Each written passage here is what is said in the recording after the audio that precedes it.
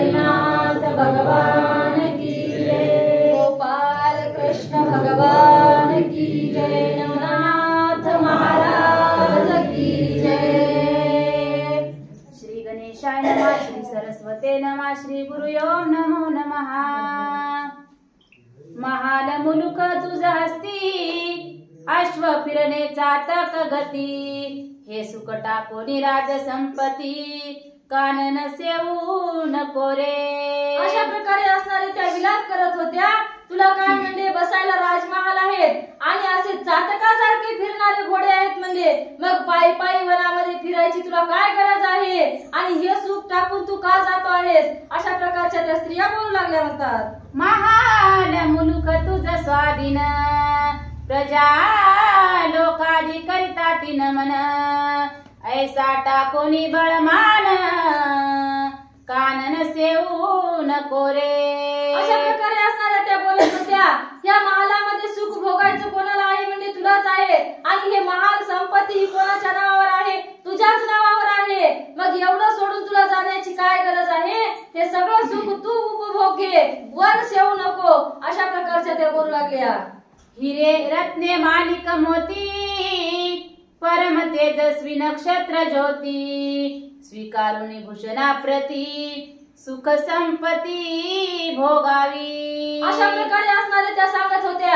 एखाद्या नक्षत्रापेक्षा सुद्धा तेजस्वी असणारे इथं काय आहे? हिरे माणिक मोती हे सगळं तुला उपभोगायला आहे म्हणजे मग तुला तिकडे जाण्याची काही गरज नाही। अशा प्रकारच्या त्या नाना प्रकारे त्याला बोध करू लागल्या। आम्ही झालो तुमच्या दासी, नित्य आचरू सेवेसी। रती सुखासी नटू तैसे, हे सुख संपन्न भोगिका। अशा प्रकारे म्हणल्या आम्ही इतक्या जणी आहोत, तुझ्या दासी होऊन राहू म्हणली, पण तू काय करू नको, हे राजवैभव सोडून जाऊ नको, हा शैल्य देश सोडू नको। अशा प्रकारच्या त्या विनवणी करू लागल्या। कला कुशल विद्या सांग, सभे स्थानी रांग रंग। ऐसे टाकोनी प्रेम भोग, कानन सेवू नको रे। जरी जर तारी दीपती चिर, परिधानी की छापर। ऐशिया सुखा करी निर्धार, कानन सेवू नको रे। जडित रत्न हेम श्रृंगार, भूषणिक मनोहर। ऐसे टाकोनी सुख मनोहर, कानना जाऊ नको रे। चुवा चंदन अक्रजा गंध, अंगी चर्चू आम्ही प्रसिद्ध। ऐसे टाकोनी सुख वृंद, कानना जाऊ नको रे। कनकासनी विराजमान, दिससी जैसा सहस्र नयन। ऐशा सुखाचा त्याग करुण, कानना जाऊ नको रे। द्रव्य राशी अमुप भांडार, भरले अस्य परंपार। किल्ले पोट टाकोनी सुंदर, कानन सेवू नको रे। ऐशा सुखाची उत्तम जाती, टाकोनी जासी दुःख व्याप्रती। मही भ्रमण कानन क्षिती, दुःख अपार आहे रे। शाल दुशाल भूषण माळा, टाकोनी घेसी दुःख कशाला। सांडोनी षडस अण्णा विपुला, कंदमुळ खाशील। अशा प्रकारे असणारे म्हणजे इथं काय आहे? तुला 56 प्रकारचा भोग आहे आणि वनात गेल्याच्या नंतर तुला काय खावं लागणार आहे म्हणजे वनातले कंदमुळ, झाडाची फळं, हेच तुझं तिथं भोजन होणार आहे। मग हे राजमहाल कशाला सोडतो म्हणजे हे सुख संपन्न भोग म्हणजे वनामध्ये जाऊ नको आणि तिथं राहू नको। अशा प्रकारचे म्हणजे गोरक्षनाथाला त्या स्त्रिया वारंवार विनवणी करू लागल्या म्हणतात। उंच आसन मृदु कैसे, मंचकी शय्या कुसुम केश। पेटा कोणी मैस, लोळसिल काननी। अशा प्रकारे असणाऱ्या म्हणल्या तुला इथं कशाची सवय झालेली आहे? उंच आसनावर बसायची, सुखशय्या म्हणजे फुलाच्या गादीवर झोपायची सवय आहे म्हणजे मग तुला तिथं गेल्यावर झोप लागल काय वनामध्ये का? तुला वनामध्ये काय म्हणजे तणकटाच्या आक्रणावर झोपावं लागणार आहे. मग असा कशाला करतो म्हणजे हे दुःख कशाला भोगतो? तू इथंच राहा. अशा प्रकारच्या त्या बोलू लागल्या. तरी गोरक्षा मनुष्य देही वृत्ती आणि विवेक प्रवाही राज्यसनाचे सुख घेई सकळमयी भोगिका. अशा प्रकारचा राग करू नको. म्हणजे तू काय कर, तुझ्या मनामध्ये विवेक जागृत कर आणि या राज्याचा उपभोग भोगायचा विचार कर. अशा त्या स्त्रिया त्याला नाना प्रकारचे सुखाचं काय म्हणजे लोभ दाखवू लागल्या. अरे या देशी शत्रु भय अन्य राजाचे नाही भय ऐसे स्थान आनंदमय तरी सकळमयी भोगिका. अशा प्रकारे म्हणजे दुसऱ्या राज्यात जर राहिलं तर त्या राज्याला दुसऱ्या राज्यांची भीती असते म्हणजे शत्रूंची भीती असते. तसं हे राज्य नाही. म्हणजे इथे कोण्या राजाची भीती नाही, कोण्या शत्रूची भीती नाही. इथे काय कोणते राक्षस येणार नाहीत. मग तुला इथे कोणत्याच प्रकारची भीती नाही. इथं फक्त आणि फक्त सुखच आहे म्हणजे आणि ते सुख तुला उपभोगायचं आहे. अशा प्रकारच्या त्या सांगत होत्या. ऐसे बहुता परी उपदेशी दाविती तया सुखासी परिविरक्त स्वचित्तेसी आशा लागी आतळेना. अशा प्रकारे म्हणजे ते नाना प्रकारची युक्ती करत होत्या. नाना प्रकारचे त्यांना मोह दाखवित होत्या, राज्याचा मोह दाखवित होत्या. पण तो कसा होता म्हणजे विरक्त होता, अगदी विरक्त समुद्रासारखा. ते त्यांचं कसं विरक्त पण विशाल होतं. मग यांनी कितीही मोह दाखवला तरी त्यांचा तो विरक्तपणा वितळत नव्हता. अशा प्रकारचे सांगत आहेत. मग धिक्कारुनी सकळ युवती म्हणे आम्हा कासया व्हावी संपत्ती प्राण टाकोनी शवा हाती तुम्हीच मिरवा जगी हो. अशा प्रकारे असणारे म्हणजे इतका वेळ त्यांनी गपचूप ऐकून घेतलं. पण आता त्यांना काय आलेला आहे, राग आलेला आहे आणि त्या संपत्तीचा धिक्कार केलेला आहे. म्हणतात आम्हाला योग्याला या संपत्तीचा काहीही फायदा नाही आणि आम्हाला तो उपभोगायचा सुद्धा नाही. कारण हे काय आहे म्हणजे शरीरातला प्राण गेल्यावर जसा तो शव होते तशा प्रकारचं हे सुख आहे आणि ते सुख तुम्हीच उपभोगा. अशा प्रकारचे गोरक्षनाथ तिला त्या स्त्रियांना सांगू लागले. आगे आम्हासी ओढण वसन शयनी वरते आकाश खाली मेदिनी शयन करीतो योग धारणी अलक्षी लक्ष लावनिया. अशा प्रकारचे म्हणले आसनाची शयनाची तुम्हालाच गरज आहे म्हणजे शरीर सांगण्याची तुम्हाला गरज आहे. आम्हाला त्या कोणत्याही गोष्टीची गरज नाही. कारण आम्ही आकाशाचं पांघरण करतो, जमिनीचं अंतरण करतो. अशा प्रकारचे ते सांगू लागले.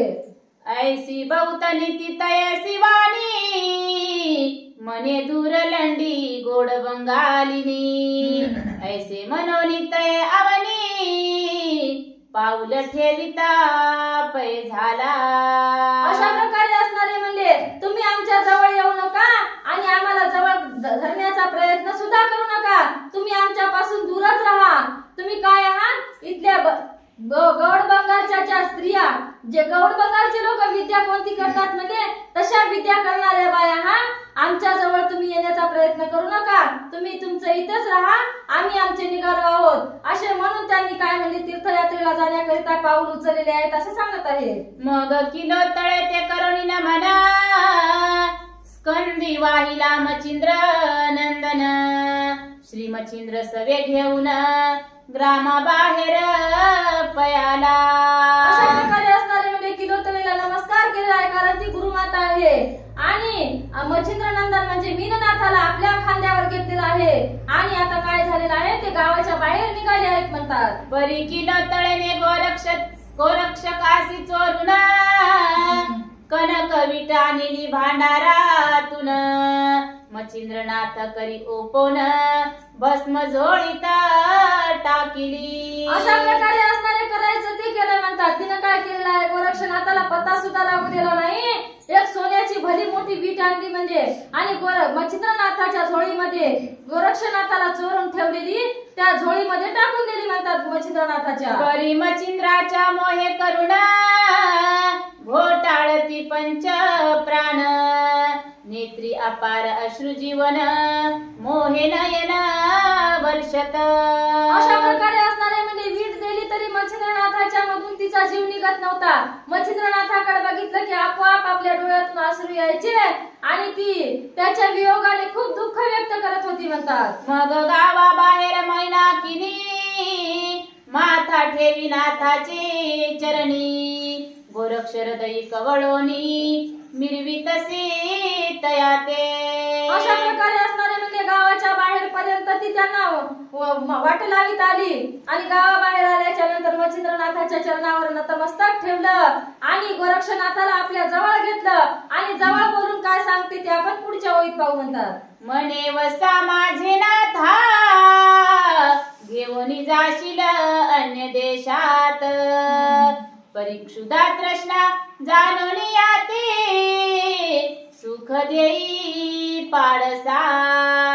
अशा प्रकारे आपल्या जवळ गोरक्षनाथाला बोलविलं आणि अति प्रेमाने म्हणत आहे, हे बघ गोरक्षनाथा, तुझ्या बापाला म्हणजे तुझ्या गुरुला कधी भूक लागल कधी तहान लागल ही तुझ्या मनाने विचार करायचा की माझ्या गुरुला आता भूक लागलेली आहे, माझ्या गुरुला तहान लागलेली आहे, माझ्या गुरुला विश्रांतीची गरज आहे असं तू तुझ्या मनानं ओळखत जा. हे काय तुला सांगणार नाहीत म्हणजे. अशा प्रकारची मैनाकिनी त्याला माहिती देऊ लागली, जणू काय याला आधीच काही माहित नव्हतं. अशा प्रकारे ती सांगू लागली. बारे आशक्त मच्छिंद्रनाथ दिदलासे तुझ्या हातात. योजन अर्ध योजन महिते सुख देई पाडसा. अशा प्रकारे असणारे म्हणजे मैनाकिनी सांगत होती, हे बघ म्हणली गोरक्षनाथा, मच्छिंद्रनाथाचं आता वय झालेलं आहे म्हणली, त्यांना कोसभर अर्धा कोस चाललं की काय करायचं आहे, विश्रांतीची गरज आहे. बसू देत राहाय, त्यांचे पाय दाबीत राहाय, त्यांना विश्रांती घेऊ देत राहाय, पुढी पुढी पळू नको कारण त्यांना आता चलणं होत नाही. ते खूप आता काय झालेले आहे, त्यांची अवस्था विकळ झालेली आहे. अशा प्रकारची मैनाकिनी त्याला सांगू लागली. बारे मच्छिंद्र शांतीचा अचळू परी फारचे असे सदात भुकाळू. तरी मच्छिंद्राचा क्षुदा नळू बाळा समान जाण रे. अशा प्रकारे असणारी मैनाकिनी सांगत होती, मच्छिंद्रनाथाचा स्वभाव म्हणजे कसा आहे, खूप शांत आहे आणि त्यांना म्हणजे लेकरासारखी वेळोवेळा भूक लागते, त्यांना वेळोवेळा जेवायला लागते. अशी त्यांची तू सोय करीत जाय, त्यांना अर्ध्या अर्ध्या तासाला नाश्ता का होईना पण देत राहा. अशा प्रकारची मैनाकिनी मच्छिंद्रनाथाची माहिती गोरक्षनाथाला सांगू लागली. जैसे मीनानाथाचे लहानपणा त्याची रीती मच्छिंद्राते मान. हे उभयंता हे दक्षिण तुझे ओटीत वाहिले. अशा प्रकारे म्हणजे जसा मीनानाथ भुकेला कवळा आहे तशा प्रकारचे मच्छिंद्रनाथ सुद्धा त्याच प्रकारचे भुकेले कवळे आहेत म्हणले. मग तू काय करत आहे, दोघांनाही सारख्याच वेळेला अन्न जेवायला देत जाय कारण हे दोघंही अज्ञान आहेत आणि हे काय म्हणजे तुझ्या वटीत आहेत, यांचा भार तुझ्या खांद्यावर मी सोपवत आहे. अशा प्रकारची मैनावती त्याला सांगू लागली. या परी तू ते सांगू किती तू जेथे अससी बा सर्वज्ञ मूर्ती. सचिष्य ऐसे तू ते म्हणती कारण भक्ती पाहुनी. अशा प्रकारे असणारे तू काय म्हणले जिथं असशील तिथं मच्छिंद्रनाथ आहेत कारण तू त्यांचा सचिष्य मानलेला आहेस म्हणतात.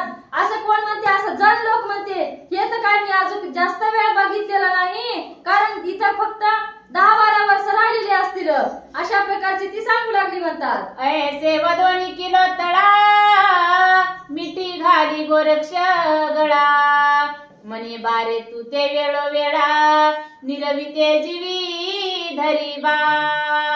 अशा प्रकारे असणारी म्हणजे काय करायली, आपल्या गळ्याला गोरक्षनाथाला लावायली, प्रेमाने मिठी माराली आणि सांगत होती, तुला काय वाट, तुझ्या हवाली मी गोरक्षनाथ केलेला आहे, मच्छिंद्रनाथ केलेला आहे. अशा प्रकारची सांगत होती म्हणतात.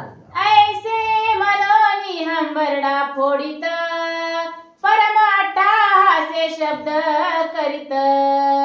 मने आता कैसा नाथ निज डोळा देखेन मी आ. अशा प्रकारचे असणाऱ्या गळ्याला मिठी मारू मारू गोरक्षनाथाला सांगत होती, आता मला पुन्हा कधी मच्छिंद्रनाथ बघायला भेटतील येतील आणि आता मी कधी भेटेन, कधी त्यांना पुन्हा पाहिल, अशा प्रकारची मैनाकिनी त्या गोरक्षनाथाच्या गळ्याला मिठी मारून रडू रडू सांगत होती म्हणतात. ऐसी मोहाची उभवी वार्ता ते गोरक्षक पाहुनी मने चित्ता, वेगे निघावे ना तरी ममता, मच्छिंद्रा ते दाटेल. अशा प्रकारे असणारी ती गळ्याला पडत होती, रडत होती. याच्याकडे बघितलं आणि गोरक्षनाथाला वाटलं मनामध्ये, आपण जर आता इथं जास्त वेळ थांबलो तर अजून मच्छिंद्रनाथाच्या मनामध्ये मोह उत्पन्न होईल आणि आपल्या गुरुला तीर्थयात्रेला जावंसं वाटणार नाही. मग आपण काय करावं, लवकरात लवकर इथून निघण्याचा मार्ग यातून शोधावा, अशा प्रकारचे गोरक्षनाथ मनामध्ये विचार करू लागले. मग श्री गुरुचा धरुणी हात लगबगे चालिला गोरक्षनाथ, पाऊला पाऊली दुरावत, तो आरंभळे किलो तळा. अशा प्रकारे म्हणजे काय केलं, मैनाकिनीला दूर ठेवलं आणि मच्छिंद्रनाथाचा गोरक्षनाथाने हात धरला आणि मच्छिंद्रनाथाला आता घेऊन पुढे पुढे जात होते म्हणतात. जस जसे त्यांचं पावलं पावलानं दूर जात होते तस तशा प्रकारची किलोतळा जास्त जास्त दुःख करत होती आणि आरबळून मोठ्याने आक्रोश करून रडत होती म्हणतात. पालथा घालोनी पर्वत अदृश्य झाले तिनी नाथ, मग किलोतळा मस्तक महिप्रत आपटित से ते दवा. अशा प्रकारे असणारे म्हणजे त्याने काय केलेलं आहे, चढत असताना पर्वताला चढायला सुरुवात केलेली आहे आणि पर्वत चढून शिखरावर गेले आणि शिखराच्या पलीकडे गेल्याच्या नंतर मच्छिंद्रनाथ आणि गोरक्षनाथ आणि मीननाथ हे तिघेही दिशेनाशे झाले. असे दिशेनाशे झाल्याच्या नंतर मैनाकिनीने काय केलं, धाडकन आपलं अंग जमिनीवर टाकलं आणि मोठ्याने आक्रोश करायला सुरुवात केली म्हणतात. गाई समान हंबरडा मारित, हस्ते वक्षस्थळ पिटित, मने आता मच्छिंद्रनाथ,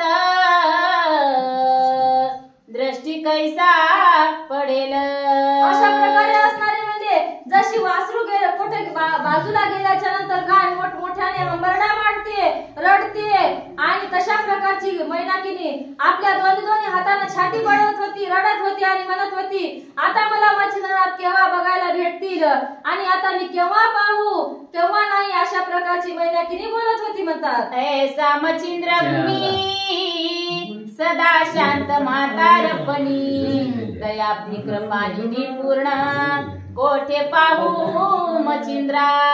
अशा प्रकारे म्हणजे मच्छिंद्रनाथाचा स्वभाव कसा होता, अगदी शांत होता. नाही तर आताचे म्हातारे म्हणजे म्हातारपणामध्ये तरकटीपणा करतात, तसा नव्हता. म्हणजे खूप चांगला स्वभाव होता. मग आता मला केव्हा बघायला भेटेल, आता असा मच्छिंद्रनाथ माझ्या सोबत केव्हा राहायला येतील, अशा प्रकारचं दुःख वारंवार मैनाकिनी करू लागली म्हणतात.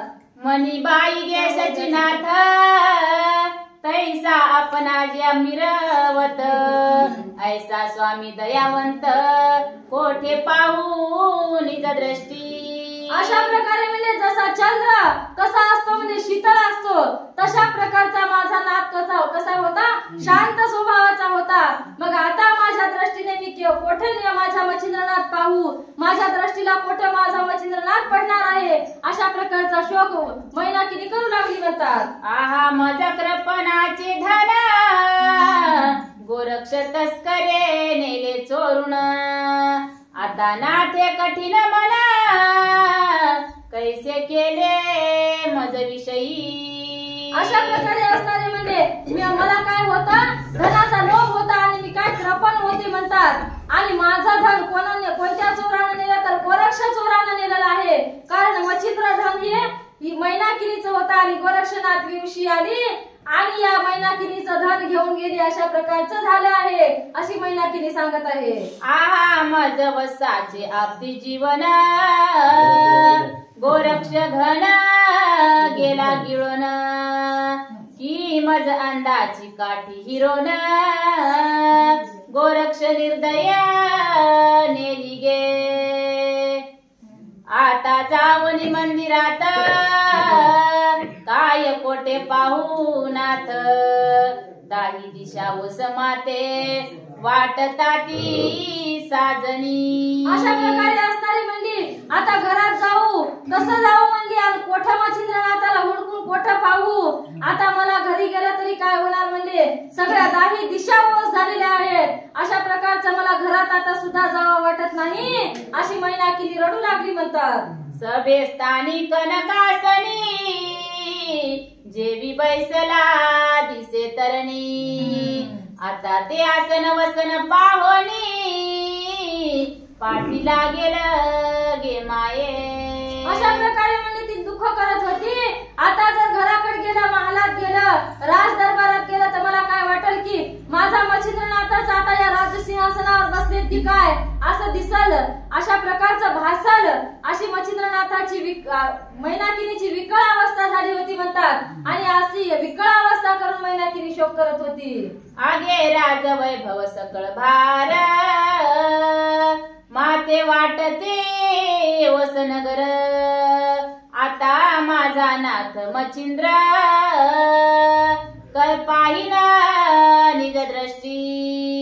अशा प्रकारे असणारी ती रडत होती आणि म्हणत होती, आता या राज्यामध्ये तीळ मात्र सुद्धा सुख मला वाटत नाही, या राज्यामध्ये रस नाही म्हणली, आता माझा मच्छिंद्रनाथ केव्हा पाहिला असं मला फक्त मच्छिंद्रनाथ दिसावा असं माझ्या मनाला वाटत आहे, अशी मैनाकिनी म्हणत होती. ऐसा हा मच्छिंद्र पुरुष कोठे हिंडता न देखो देश, अति स्नेहाळू माया विशेष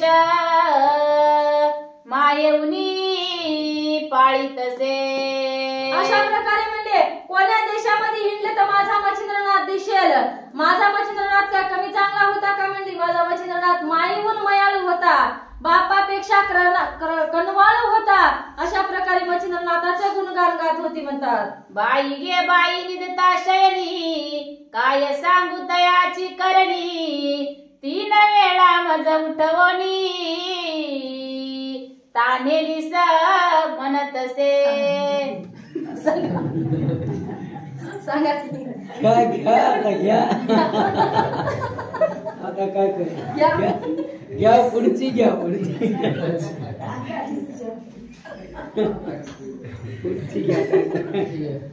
घ्या पुढची घ्या सांगा म्हणलं ही वैरी सांगते. मग आपुले करी उदक दारी लावी माझी मुख पात्री, उदक पाजोनी कृपा गात्री जठर माझे चापितसे. रिक्त जठर लागता त्या ते मने अस शिक्षुधा क्रांत, मग पाचारुणी परिचारिके ते बळेची भोजन घालीतसे. ऐशिया मोहाची दया कोटी वागवित होता फुले पोटी, अति निर्दय होनी शेवटी कैसा सोडोनी पै गेला. अशा प्रकारे असणारी म्हणजे एवढी माझी त्याला माया येत होती, एवढा माझ्या विषयी त्याच्या हृदयामध्ये प्रेम होता, आणि इतका तो प्रेम विसरला, माझी माया विसरला आणि मला इथं टाकून निघून गेला, अशा प्रकारची मैनाकिनी दुःख करू लागली. ऐसे बोलणी वागुत्तर मस्तक आपटिले महीवर, मुखी मृतिका वारंवार घालूनी हंबरडा फोडीतसे. अशा प्रकारचं बोलत होती आणि जमिनीवर मुंडका आपटू आपटू रडत होती म्हणतात. जमिनीवरची माती घ्यायची, तोंडात घालायची, आजूक रडायचं, अशा प्रकारचं एवढा दुःख तिला वाटत होतं असं सांगत आहे. ऐसी या दुःखाची सबळ कहाणी उपरी चरवसूच्या पडली कानी, मग तो विमानी बैसोनी पिये पाशी पातला. अशा प्रकारे असणारे ती एवढा आक्रोश करत होती, एवढा विलाप करत होती मच्छिंद्रनाथासाठी, आणि तिचा तो विलाप आणि तिचा तो आवाज मग उपरीचर वसू मच्छिंद्रनाथाचा पिता असणारा सिंहल द्वीपात राहत होता, तिथं त्याच्या जवळ गेलेला आहे म्हणतात. आणि त्याच्या लक्षात आलं की आता मैनाकिनीचा उशाप जवळ आलेला आहे असं सांगत आहे. विमान ठेवणी तयावनी निकट पातला कृपे करोनी, निकट येता धरिला पाणी मने पापिनी हे काय. अशा प्रकारे असणारे म्हणजे तो आपल्या विमानामध्ये बसला आणि सिंहल द्वीप सोडून खाली मृत्यू लोकांमध्ये आला, आणि तिच्या शैल्य देशामध्ये ती विमान आणलं, तिच्या जवळ येऊन म्हणत आहे, हे पापिनी, आता कशासाठी रडत आहेस ते सांग. अशा प्रकारचे सिंहल द्वीपातले उपरिचर वसू तिला बोलत होते. म्हणतात, तू स्वर्गवासिनी शुभाननी, येथे आलीस शापे करणी, ते शाप मोचन गेय थोनी, झाले आहे सुख मानिका. अशा प्रकारे म्हणजे तू कोणत्या गोष्टीसाठी दुःख करत आहेस, तू कुठली आहेस, तू कशामुळे इथं आलीस, तर तुला फक्त शाप होता म्हणून इथं आली होती आणि आता तो तुझा शाप मुक्त झालेला आहे. तुला आता रडायची गरज नाही, कारण तू रडायला इतकी अशाश्वत नाहीस. तुझा देह कसा आहे, शाश्वत आहे आणि मी तुला घेऊन जाण्यासाठी आलेलो आहे, असे उपरिचर वसू मैनाकिनीला बोलू लागले. मग करे कुरवाळोनी किलो तळा, दरिता झाला हृदय कमळा, अश्रू डोळा पुसोनी ते वेळा, सदना माझी आणि तसे. अशा प्रकारे असणारे म्हणजे आपल्या हाताने उठवून धरलं, हृदयाला लावलं, तिचे अश्रू म्हणजे आपल्या हाताने पुसले आणि तिच्या हाताला धरून तिला आपल्या महालामध्ये घेऊन आलेले आहेत. म्हणतात, सदना आणून येते युवती, बोधिता झाला नाना युक्ती, तो बोध असे भक्ती सार ग्रंथी, पुढील अध्यायी ऐकावा. अशा प्रकारे म्हणजे तिला महालामध्ये आणलं आणि नाना प्रकारचा बोध करत होते. म्हणतात, तिला सांगत होते की स्वर्गातल्या लोकांना रडायचं काम नसते, कारण ते अमर असतात, ते काही इथल्या नाशिवंत शरीरातले नसतात. आणि तो अध्याय, या अध्यायाचं कथन म्हणजे पुढच्या अध्यायामध्ये होणार आहे यांचा, आणि तो अध्याय आता उद्याच्या ऐकायला मिळणार आहे असं सांगायला येतं. भक्ती सार उत्तम ग्रंथ, ऐकता होय पुण्यवंत, तरी श्रोते देवनी चित्त, ग्रंथ आदरे ऐकावा. अशा प्रकारे म्हणजे हा भक्तिसार ग्रंथ खूप पुण्यवंत आहे. वाचायची गरज नाही, नुसता ऐकला तरी तेवढाच पुण्य मिळते, पण चित्त लावून सावधान देऊन ऐकावं लागतं. अशा प्रकारचे ग्रंथकर्ते सांगत आहेत. नरहरिवंशी धुंडी सुता, अनन्य तुम्हा शरणागत, मालू ऐसे नाम देहाते, संत कृपेने व्यापिले. स्वस्ती श्री भक्ती कथा सार ग्रंथ, स्वयं बोलिला पंढरीनाथ, सदा सत्त संत सज्जन परिसोत, ईश्वर कृपे करुणिया. स्वस्ती श्री भक्ती कथा सार, समंत गोरक्ष काव्य किमयागार, सदा परिसोत भाविक चतुर, एकविशतिमध्याय गोड हा. अध्याय 21वा, ओव्या 196. श्री कृष्णार्पणमस्तु, शुभम भवतु, श्रीरस्तु. नवनाथ महाराज.